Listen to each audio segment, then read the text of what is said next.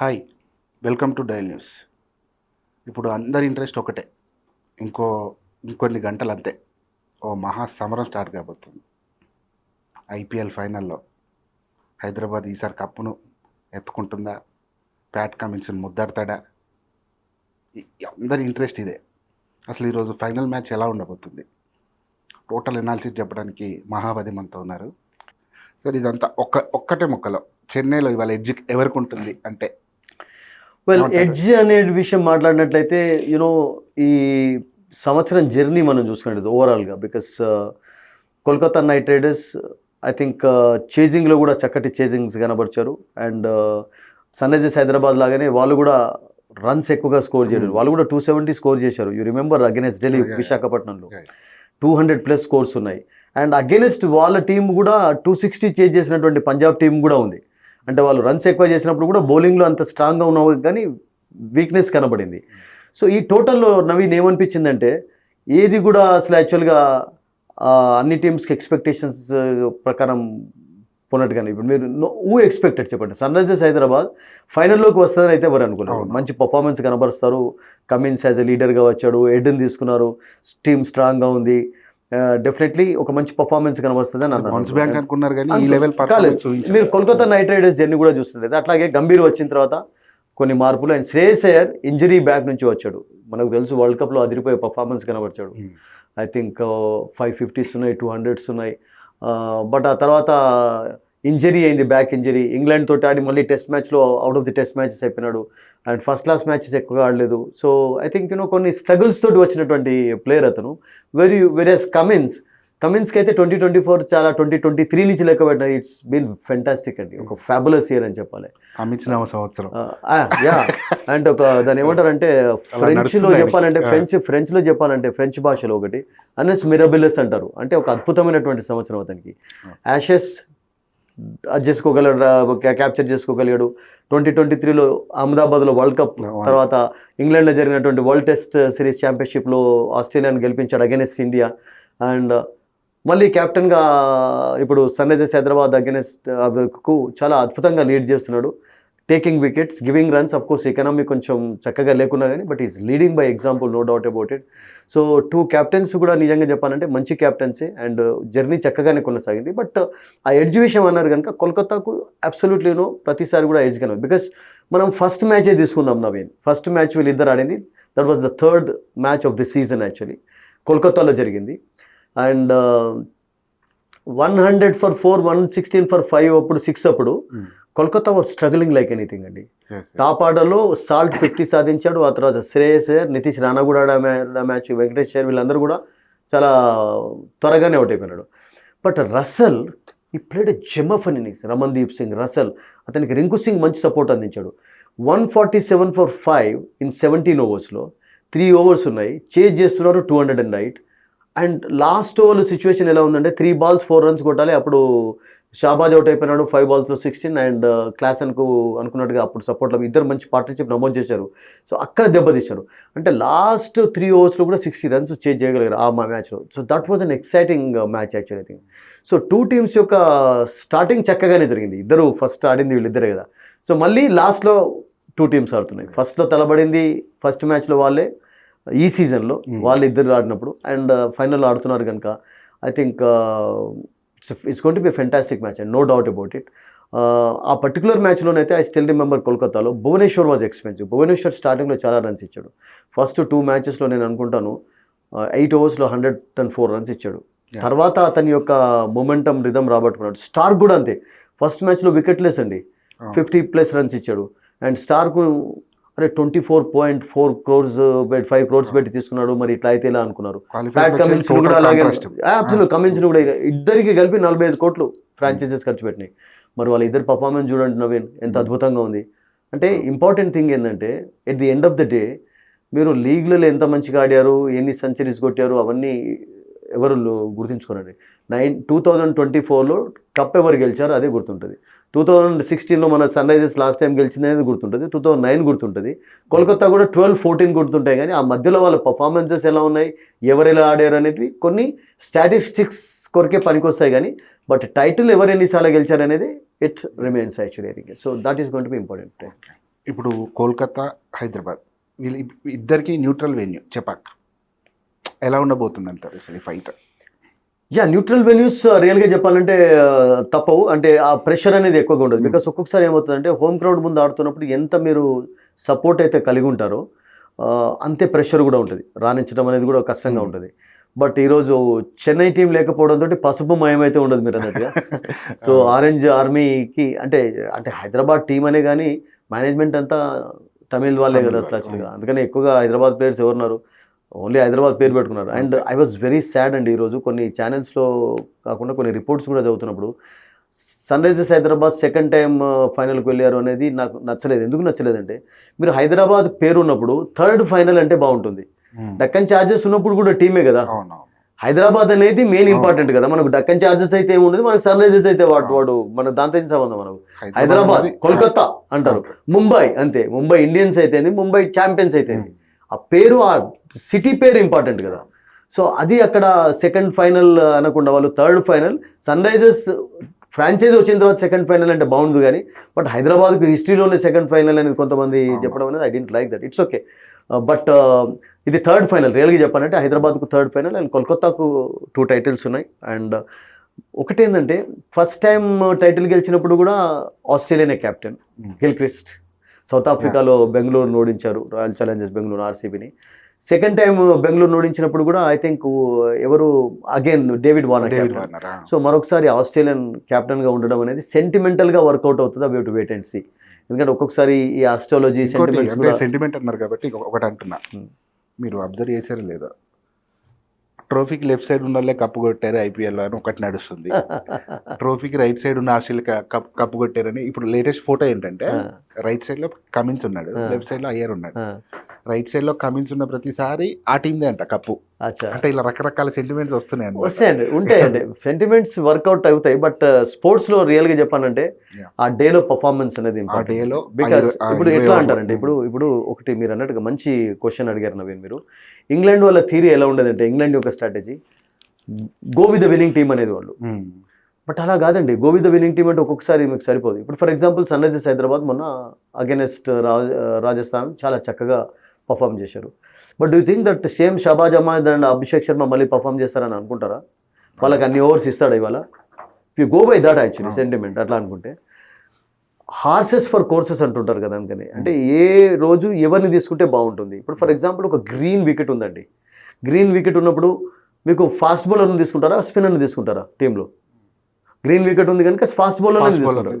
లేకుంటే మబ్బుగా ఉంది, బాల్ స్వింగ్ అవుతుంది, అప్పుడు ఇద్దరు స్పిన్నర్లతోటి స్ట్రాటజీ మొదలు అనుకున్నా కానీ ఒకళ్ళని డ్రాప్ చేసి మరొక స్పేస్ బౌలర్ను కూడా ఇంక్లూడ్ చేస్తుంటారు. సో సెంటిమెంట్స్ ఉంటాయి, ఉండవని కాదు, సెంటిమెంట్స్ చాలా చాలా అవుతుంటాయి. ఈవెన్ క్రికెటర్స్ కూడా సెంటిమెంట్స్ ఉంటాయి. బ్యాటింగ్ చేసేటప్పుడు ముందు వరకు రియల్గా చెప్పాలంటే గవాస్కర్ ఎప్పుడు ఓల్డ్ ప్యాడ్ వేసాడు, సచిన్ టెండూల్కర్ గవాస్కర్ ప్యాడ్ ధరించేది చాలా రోజులు ఉంటాయి. ఈవెన్ నాకు కూడా ఆడుతున్న రోజులలో when I was playing chess కానివ్వండి, ఆరు లేకుంటే క్రికెట్ ఆడుతున్నప్పుడు ఇలా కొన్ని సెంటిమెంట్స్ ఉంటాయండి. మోహింద్ర రమనాథ్ ఒకటి రుమాలు కట్టుకునేది. సో సెంటిమెంట్స్ ఉంటాయి, వర్కౌట్ అవుతాయి కానీ బట్ నాట్ ఎవ్రీ టైం అండి. ఒకవేళ అదే కరెక్ట్ అయితే Hyderabadis will be very happy. ఎందుకంటే yes.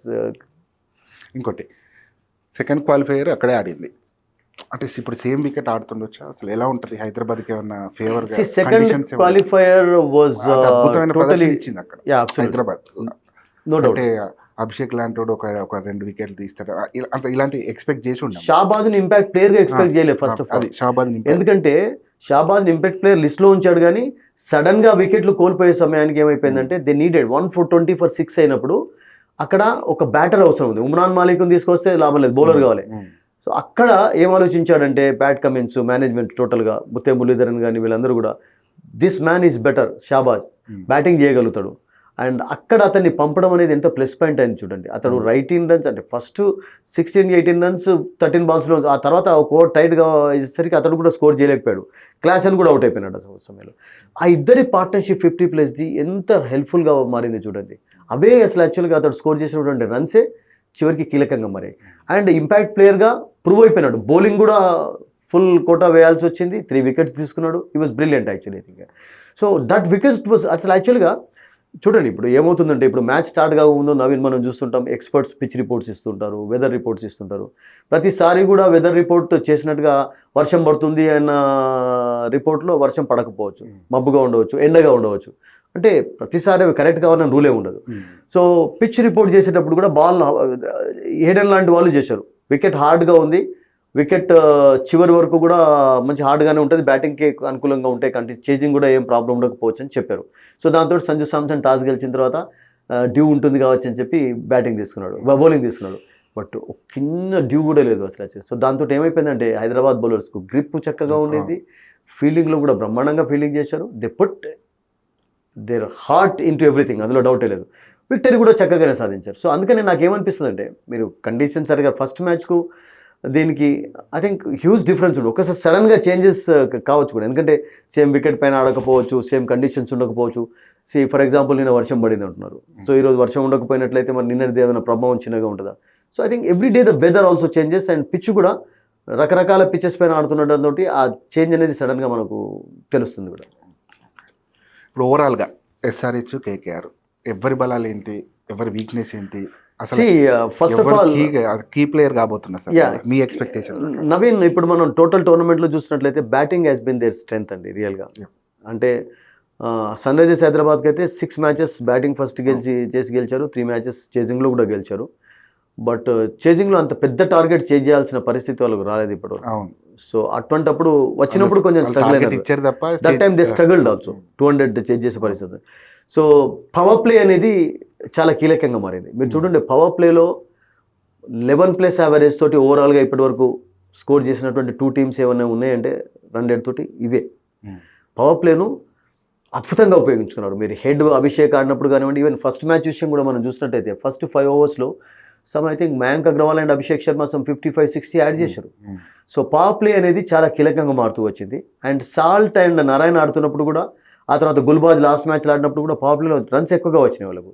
So power play victory అనేది అంటే బ్యాటింగ్ చేస్తున్నప్పుడు ఆ రన్స్ స్కోర్ చేయడం అనేది చాలా కీలకంగా మారుతుంది. సో కీ ప్లేయర్స్ అంటే definitely head Abhishek Sharma, Klaasen, Markram, Tripathi కూడా చక్కగా ఆడుతున్నారు. వీళ్ళ 5లో ఏ ఇద్దరు షేర్ అయినా పర్వాలేదు. బట్ అటు కోల్కతాకు కూడా మీరు చూడండి, Narine is been very good actually. Couple of మ్యాచెస్లో ఫెయిల్ అయినాడు కానీ బట్ కన్సిస్టెన్సీ ఉంది అతనికి. గుల్బాజ్ ఆడినప్పుడు చాలా చక్కగా ఆడతాడండి. అండ్ అతడు ఫస్ట్ మ్యాచ్ ఆడే కానీ ఈ టోర్నమెంట్లో అతని యొక్క స్కిల్స్ చూపించగలిగాడు. భువనేశ్వర్ కుమార్ను ముఖ్యంగా ఒక స్ట్రాటజీ తోటి వాళ్ళు అటాక్ చేశారు. They came down the wicket actually. అతని స్వింగ్ను టోటల్గా నల్లిఫై చేసి అటాక్ చేయడంతో రన్స్ కూడా వచ్చాయి చూసాం స్టార్టింగ్లో. సో ఐ థింక్ వాళ్ళకు గుర్బాజ్, నారాయణ్ అండ్ శ్రేయస్ అయ్యర్, వెంకటేష్ అయ్యర్ వీళ్ళందరూ కూడా అంటే టాప్ ఆర్డర్లో ఈ 4-5 ప్లేయర్స్ 2 టీమ్స్లో they have done a fantastic job అండి, నో డౌట్ అబౌట్ ఇట్. హైదరాబాద్కు అంటే ఇప్పుడు చాలామందికి అంటే ఎస్ఆర్హెచ్ ఫ్యాన్స్ టెన్షన్ పెట్టేది ఏంటంటే హైదరాబాద్కు స్పిన్ అది లేదా పొటెన్షియల్. అంటే ఇప్పుడు పొటెన్షియల్ అబ్సల్యూట్. కానీ మొన్నటి మ్యాచ్లో ఆఫ్ కోర్స్ బాగా వేసాడు. That is the different. చాలా మంచి క్వశ్చన్. ఎందుకంటే ప్రతిసారి కూడా మనం ఇంతకుముందు అనుకున్నట్టు రిపీట్ కావడం, ఉన్న సడన్గా బాల్ టర్న్ కావడం, తర్వాత డ్యూ లేకపోవడం, గ్రిప్ లభించడంతో they bowled well. And that ఎప్పుడైతే జైస్వాల్ ఒక ర్యాష్ స్ట్రోక్ ఆడి అవుట్ అయినాడో ఆ ప్రెషర్ను వాళ్ళు క్యాప్చర్ చేసుకొని వాళ్ళు చాలా చక్కగా ఫీల్డింగ్, బౌలింగ్ చేసి హైదరాబాద్ ఓడించింది ఆరాను. బట్ ఎవ్రీ టైం మీరు అన్నట్టు పార్ట్ టైం స్పిన్నర్స్ ఉపయోగపడతారు. ఎందుకంటే మీరు అడిగిన దానికి రియల్గా ఒక మంచి జవాబు ఇవ్వాలంటే ఇప్పుడు చూడండి, కోల్కతా నైట్ రైడర్స్ టీంలో అంటే హార్డ్ అండ్ ఫాస్ట్ రూల్ ఏం లేదు. లెఫ్ట్ ఆర్మ్ స్పిన్నర్ వేస్తున్నప్పుడు లెఫ్ట్ హ్యాండెడ్ బ్యాటర్ ఉంటే అడ్వాంటేజ్ ఉంటుంది, లేకుంటే ఆఫ్ స్పిన్నర్ వేస్తున్నప్పుడు లెఫ్ట్ హ్యాండెడ్ బ్యాటర్స్ని అవుట్ చేస్తారనేది నిజమే, ఎక్కువగా సక్సెస్ చూస్తుంటాం. బట్ ఎటువంటి హార్డ్ అండ్ ఫాస్ట్ రూల్ అయితే లేదు. సో కనుక మరొకసారి కూడా షాబాజ్ అండ్ అభిషేక్ను ఉపయోగించుకోవచ్చు. కోల్కతాలో మీకు 4 లెఫ్ట్ హ్యాండెడ్స్ ఉన్నారు. ఒకటి నారాయణ్, రెండోది నితీష్ రాణా ఇంపాక్ట్ ప్లేయర్గా ఆడినట్లయితే, తర్వాత వెంకటేష్ అయ్యర్ అండ్ రింకు సింగ్. మీకు ఇంతమంది లెఫ్ట్ హ్యాండర్స్ ఉన్నారు. ఓకే, అండ్ స్టార్ కూడా ఒకవేళ ఫర్ ఎగ్జాంపుల్ కావాలంటే లాస్ట్లో కూడా అతడు కూడా ఆడగలుగుతాడు. సో అప్పుడు మరొక ఆఫ్ స్పిన్నర్ అవసరం ఉంటుంది. ఆఫ్ స్పిన్నర్ అవసరం ఉంటుందంటే మీకు ఫిలిప్స్ని తీసుకున్నా కానీ మార్క్రమ్ ప్లేస్లో you can do that. Head కూడా వేయగలుగుతాడు, మార్క్రమ్ కూడా వేయగలుగుతాడు. సో వాషింగ్టన్ సుందర్ని ఏమన్నా రిస్క్ తీసుకుంటారని ఆడిపిస్తారా అనేది ఒక క్వశ్చన్ మార్క్, ఒక డిస్కషన్ కూడా జరుగుతుంది. ఎందుకంటే బికాస్ మనం ఇంతకుముందు అనుకున్నట్టు హార్సెస్ ఫర్ కోచెస్, మ్యాచ్కు తగ్గట్టుగా మీరు ప్లేయర్స్ని తీసుకున్నట్లయితే సెంటిమెంట్స్ కంటే ఎక్కువ కూడా వర్కౌట్ అవుతుంటాయి. So I think we have to wait and see. మీరు అన్నట్టుగా ఎగ్జాక్ట్లీ ఒక రెగ్యులర్ స్పిన్నర్ లేకపోవడం అనేది మొన్నటి మ్యాచ్ పక్కకు పెట్టినట్టయితే ఆ ఇంపాక్ట్ అనేది ఆ ప్రభావం లేని ప్రభావం అనేది క్లియర్గా కనబడింది, no doubt about it. But హసరంగాన్ని మిస్ చేసుకున్న తర్వాత అంటే ఆప్ట్ అయిన తర్వాత విజయకాంత్ వైశ్యకాంత్ వచ్చాడు, 3 మ్యాచెస్ ఆడాడు. మార్కండే ఉన్నాడు. మార్కండే రియల్గా చెప్పాలంటే ఆ ఆల్ ది స్పిన్నర్స్ రెగ్యులర్గా ఆడే స్పిన్నరే. బట్ అతను కొంచెం ఎక్కువ రన్స్ ఇవ్వడంతో అతన్ని పక్కకు పెట్టి అతన్ని కూడా ఇంపార్టెంట్ ప్లేయర్గానే ఉపయోగిస్తున్నారు. సో అలా అతన్ని కూడా ఉపయోగించుకోవచ్చు ఒకవేళ ఫర్ ఎగ్జాంపుల్ కంటే. But we have to wait and see. Okay, ఓవరాల్గా జర్నీ చూసాం అంటే ఒక రకంగా ఎస్ఆర్హెచ్ మీద కేకేఆర్దే అప్పర్ హ్యాండ్ టోటల్. ఇవన్నీ వదిలేస్తే సార్ అక్కడ ప్యాట్ కమిన్స్, ఇక్కడ శ్రేయస్ అయ్యారు. ఈ ఇద్దరిలో ఎవరిది అసలు ఇద్దరు కెప్టెన్సీ ఎలా ఉంది అంటే మీ అనాలిసిస్ ప్రకారం ఎవరి మీద ఎవరు అప్పర్ హ్యాండ్ అనుకోవచ్చు? కమిన్స్కు ఇంటర్నేషనల్ క్రికెట్ ఎక్స్పీరియన్స్ ఉన్నంత శ్రేయస్ అయ్యర్కు లేదు. Shreyas Iyer only leading in domestic దాంట్లోనే చేస్తున్నారు. అతన్ని కూడా ఒక ఫ్యూచర్ కెప్టెన్గా భావిస్తూ వచ్చారు కానీ బట్ ఇంజరీ ప్రోన్ కావడంతో అతనికి ఇంటర్నేషనల్ క్రికెట్లో అంత అనుభవం రాలేదు, చేసేందుకు అవకాశాలు రాలేదు. But Cummins is definitely proven captain అండి. అంటే అతని కూల్గా, ఇద్దరు కూడా కూల్గా కామ్గా ఉండే వాళ్ళే. ఫస్ట్ ఆఫ్ ఆల్ కావాల్సింది ఏంటంటే ఏ క్యాప్టెన్కైనా కానీ సరైన టైంలో కొంచెం బిట్ ఆఫ్ లక్ అనేది చాలా ఇంపార్టెంట్ అండి. ఎంత స్ట్రాంగ్ క్యాప్టెన్స్ కూడా ఆ లక్ ఫేవర్ అనేది చాలా చాలా చేస్తూ ఉంటుంది. చూడండి ఒకసారి మొన్న టాస్ విషయం మాట్లాడదాం. టాస్ అనేది ఓడిపోయిన తర్వాత కూడా it proved lucky to me actually. Second time conditions మారిపోయినాయి. సో దాంతో easy batting friendly conditions tough అయిపోయినాయి. సో అలా కూడా ఒక్కొక్కసారి జరుగుతుంటుంది. But in comparison definitely Cummins is totally different because అతని ఇంటర్నేషనల్ ఎక్స్పీరియన్స్ ఎక్స్పోజర్ చాలా అద్భుతంగా ఉంది. బట్ శ్రేయస్ అయ్యర్ కూడా అంటే ఒక ఇండియన్ క్యాప్టెన్స్లో కాదు, మీరు మిగతా ఐపీఎల్ టోటల్ హిస్టరీలో కూడా 2 ఫ్రాంచైజెస్కు క్యాప్టెన్గా ఉండి ఫైనల్లోకి తీసుకొచ్చినటువంటి క్యాప్టెన్ అతను. ఢిల్లీని 2020లో తీసుకొని వచ్చాడు, వాళ్ళు ఓడిపోయినారు ముంబై తోటి, దుబాయ్లో జరిగింది. తర్వాత ఈ సంవత్సరం మళ్ళీ గంభీర్ యాజ్ అ మెంటర్గా అద్భుతంగా అతడు లీడ్ చేస్తున్నాడు. So is also very cool customer, ఎక్కువగా అగ్రెసివ్గా కాకుండా ఐ థింక్ ఈ హ్యాండిల్స్ థింగ్స్ వెరీ వెల్ అండి. సార్ కేకేఆర్ ఇన్ని సక్సెస్ వెనుక, ఈ ఫైనల్ రావడం వెనుక గంభీర్ రోల్ ఎంతవరకు ఉంది అనుకుంటారు మీరు? చాలా ఉంది నవీన్, డౌటే లేదు. బికాస్ ఒక మెంటర్ అది చాలా కనబడుతుంది. మీరు చూడండి గుజరాత్ టైటన్స్ ఫస్ట్ 2 yearsలో, ఈ సంవత్సరం కూడా చక్కగానే ఆడారు, ఆడలేదని కాదు. ఆశీష్ నెహ్రా ఎంత ప్రభావం గ్యారీ చాలా ప్రభావం కనబడింది. సో మీకు అవుట్ సైడ్ ఉన్నవాళ్ళు చాలా ఎఫెక్టివ్గా ఉంటారు. అంటే మనకు తెలియదు వాళ్ళ రోల్ అనేది ఒక బ్యాక్రూమ్ దాలాగా కనబడుతుంది. కానీ సంగకార ఎంత చక్కగా లీడ్ చేయగలిగాడు యాజ్ అ మెంటర్గా రాజస్థాన్ను. So Jayawardene for example Mumbai ఇండియన్స్ను ఎట్లా లీడ్ చేయగలిగారు. అండ్ అలాగే ముత్తే మురళీధరన్ ఫర్ ఎగ్జాంపుల్ తన అనుభవం చాలా ఉపయోగపడుతుంది. So Gautam Gambhir as a క్యాప్టెన్గా అతడే కదా టైటిల్స్ గెలిచింది. సో గంభీర్ యొక్క అప్రోచ్ డెఫినెట్లీ డిఫరెంట్గానే కనబడుతుంది. అండ్ శ్రేయస్ అయ్యర్ స్వయంగా కూడా చెప్పాడు గంభీర్ యాజ్ అ మెంటర్గా వచ్చిన తర్వాత ఐ థింక్ సిఎఫ్ చేంజెస్ చూస్తున్నామని చెప్పి. అండ్ ఐ థింక్ అతని ప్రభావం చాలా ఉందండి. దాన్ని ఏమంటారంటే నర్చరింగ్ ద టీమ్. ఇప్పుడు చెపాకులు వెదర్ భయపెడుతుంది. నిన్న వర్షం పడింది అన్నారు, ఇవాళ కూడా వర్షం పడితే ఏంటి సార్ పరిస్థితి? ఒక రిజర్వ్ డే అయితే ఉంది మనకు. ఓకే, ఐ థింక్ ఆ రోజు పడితే ఐ థింక్ ఎవరైతే టాప్లో ఉంటారో వాళ్ళే గెలుస్తారు. సో 2 teams 1-2లో వస్తున్నాను. ఐ థింక్ షేర్ చేసుకునే సిస్టమ్ కూడా పెట్టాలి, ఉంటే బాగుంది. ఎందుకంటే బట్ అట్లా కాకపోవచ్చు బికాజ్ 2 days అంత వర్షం ఉండదు చెన్నైలో. ఇంకా సమ్మరే కదా, హాట్ సమ్మర్లోనే ఉన్నాం కదా, ఇంకా జూన్ వచ్చిన తర్వాత వర్షాలు. నిన్న మీరు అన్నట్టుగా నవీన్ కోల్కతాకు ప్రాక్టీస్ లభించలేదు. 1 hour కంటిన్యూస్గా వానబడడంతో I think they were deprived of that practice session. వర్షం అయితే థ్రెట్ అంత పెద్దగా లేదు. సో మ్యాచ్ అయితే రిజర్వ్ డే ఉండదు, అయితే కంటిన్యూ అవుతుంది. ఈరోజు కాకుండా రేపు, అంటే ఈరోజే ఫినిష్ కావచ్చు. ఓన్లీ 5% రెయిన్ అంటున్నారు. అంత థ్రెట్ అయితే కనబడటం లేదు. But you to wait and see actually, ఎందుకంటే కండిషన్స్ ఎలా ఉంటాయి అనేది చూడాల్సి ఉంది మనం చిన్నలు. బట్ అయితే మ్యాచ్ విల్ గో అనండి, నో డౌట్ అబౌట్ ఇట్. ఈరోజు ఫైనల్ పిచ్ కండిషన్ ఎలా ఉంటుంది అంటే ఎలా ఉంటుందని ఎక్స్పెక్ట్ చేయొచ్చు? పిచ్ చాలా మంచి క్వశ్చన్ అడిగారు. బికాస్ పిచ్చెస్ యొక్క రోల్ చాలా ఉంటుంది మన పిచ్లు కూడా ఒక్కొక్కసారి ఎలా ఆడుతుంటాయి అనేది. బికాస్ మొన్న బ్లాక్ సాయిల్ పైన ఆడారు. అండ్ తర్వాత ఈరోజు రెడ్ సాయిల్ అని చెప్తున్నారు. వికెట్ నెంబర్ 4 యూజ్ చేయబోతున్నారట. వికెట్ నెంబర్ 4లో ఒక మ్యాచ్ జరిగింది, చెన్నై లాస్ట్ పంజాబ్, అప్పుడు 160+ స్కోర్ చూసాం. సో రెడ్ సాయిల్లో ఒకటి ఏముంటుందంటే మనం ఎక్కువగా ముంబైలో చూస్తుంటాం, బెంగళూరులో చూస్తుంటాం, బౌన్స్ ఎక్కువ ఉంటుంది, బ్యాటింగ్ ఫ్రెండ్లీ కండిషన్స్ ఎక్కువగా ఉంటాయి. ఓకే, బాల్ మంచి చక్కగా బ్యాట్ పైన కూడా వస్తుంటుంది. సో అది ఈ పిచ్ కూడా ఈరోజు ఆడేది అకార్డింగ్ టు ద రిపోర్ట్స్ మిడిల్లో ఉందట, సెంటర్లో ఉంది. అంటే బౌండరీ లైన్ మొన్న ఆడిన దానికి ఏంటంటే ఒకవైపు బౌండరీ లైన్ తక్కువ ఉండేది, అక్కడ బ్యాటర్స్ ఉపయోగించుకున్నారు, అడ్వాంటేజ్ ఉంది. బట్ టుడేస్ వికెట్ యాక్చువల్లీ సెంటర్లో ఉంటుంది కనుక ఐ థింక్ బౌండరీ డైమెన్షన్స్ డిఫరెంట్గా ఉంటాయి. సో రెడ్ సాయిల్లో మేబీ బౌన్స్ ఉండవచ్చు, అంత టర్న్ స్టార్టింగ్లో ఉంటుందా, బట్ ఐ థింక్ రన్స్ అయితే ఈరోజు ఇంకో భారీ స్కోర్ రన్ ఫెస్ట్ స్కోర్ చూస్తామనేది ఖచ్చితంగా అంటారా? కనబడుతుంది ఈరోజు ఆ ఛాన్స్. పవర్ ప్లే కీ అంటే ఐ మీన్ కీ కాబోతుంది, కీ రోల్ కాబోతుంది. అసలు ఆ కండిషన్స్ ఎలా ఉంటాయి సార్ ఇప్పుడు?